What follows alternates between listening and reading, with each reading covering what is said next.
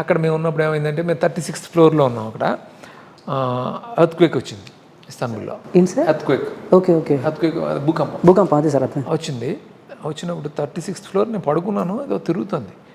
తిరుగుతుంది ఏంటి అని అందరూ సౌండ్స్ వినబడుతున్నాయి, సౌండ్స్ విపరీతంగా వినబడుతున్నాయి. అందరూ బయటకు వచ్చేసారు. అందరూ బాబు నేను అందరూ ఒకే ఫ్లోర్లో ఉన్నాం. అందరం బయటకు వచ్చి అందరూ సమంత అందరూ బయటకు వచ్చి భయపడతారు కదా ఎర్త్క్వేక్ వచ్చిందని. 36th ఫ్లోర్ అంటే మాత్రం నెక్స్ట్ ఇయర్ పెద్ద డిజాస్టర్ కదా, తర్వాత పెద్ద డిజాస్టర్ జరిగింది అక్కడ. సో అదొకటి ఎక్స్పీరియన్సు. అట్లాగే ఒక హ్యూమన్ బాంబ్ బ్లాస్ట్ జరిగింది మాకు. మీరు అక్కడ ఉన్నప్పుడే? నేను అక్కడ ఉన్నప్పుడే సమంత తనకు షూట్ లేదంటే ఏదో షాపింగ్ చేసుకుంటా అంటే వెళ్ళమన్నా నేను. అమ్మాయి వెళ్ళి మళ్ళీ ఇమీడియట్గా ఫోన్ వచ్చింది. అమ్మాయి ఏదో భయపడిపోతూ ఫోన్ చేస్తే ఏంటంటే ఆ అమ్మాయి కళ్ళ ముందే ఒక 100 ఫీట్లోనే ఎక్కడ ఉన్నట్ట నాకు అమ్మాయి చెప్పింది. దగ్గరలోనే ఒక హ్యూమన్ బాంబ్ బ్లాస్ట్ జరిగింది అక్కడ. Oh my god. అదొకటి జరిగింది. లాస్ట్ డే అన్నిటికంటే పెద్ద ఇదేంటంటే వచ్చేస్తుంటే నేను ప్రొడ్యూసర్ గోపి ఇద్దరం కార్లో వస్తుంటే ఒక క్యాబ్లో వచ్చేసాం. ఫాస్ట్గా వెళ్ళిపోవచ్చు ఎయిర్పోర్ట్కి. ప్యాకప్ అయిన తర్వాత నా పాస్పోర్ట్ ఇవన్నీ తనకి ఇచ్చేసాను.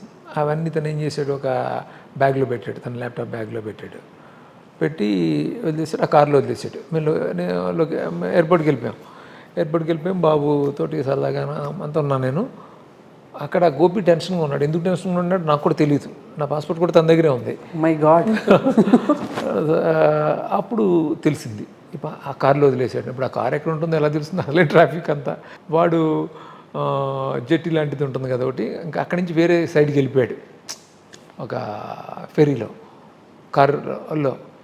అంటే వాడికి ఫోన్ చేస్తే వాడు దొరికాడు. వాళ్ళు ఎక్కడో మొత్తం ట్రేస్ చేసి ఆ ఏరియాలో కేరేంటో తెలుసుకుని పెద్ద నెట్వర్క్ అంతా చేసి వాడు ఫెరీలో వేరే సైడ్కి వెళ్ళిపోయాడని తెలిసిన తర్వాత వాడిని కాంటాక్ట్ చేస్తే వాడు నాకు హోప్ లేదు. ఇక బాబు ఏమో ఏడిపిస్తాడు కదా, సో మేము వెళ్ళిపోతాం, మీరు ఉండండి సరదాగా.